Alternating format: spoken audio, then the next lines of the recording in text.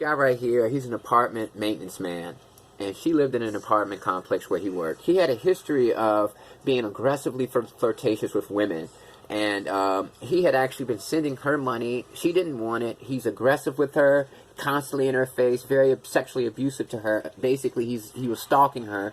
And then one night he came into her apartment, waited for her to start undressing, and then he possibly raped her and killed her. And then 3 days later, he killed himself. Now look, I think this young woman died because she's beautiful, and I'm not saying that from a subjective point of view. I'm being very objective. She's very, very beautiful. She's look at her body, everything about her.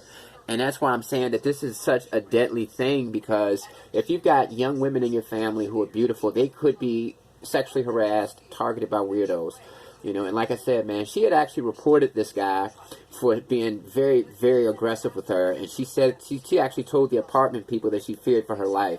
But the problem nowadays is people who work at these jobs, who are in high positions, don't give a damn no more. And like at my job, I found out that a sex offender worked there.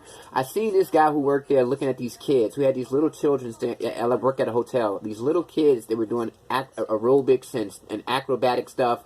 They were on these twirling teams and stuff. They were kids, but they were wearing very revealing clothes. And this guy was looking at them, and I was like, bro, you're a weirdo. And I looked his name up, and he was a sex offender. And the job fired him for something unrelated because he sexually harassed somebody. He was masturbating to a woman, a beautiful woman, and she got scared. Her husband was actually there too, and he was still doing it in front of both of them. And come to find out, at his last job, he did that and got fired for it. But nowadays, jobs just want labor. They don't care about the people. That's why so much violence is happening at workplaces.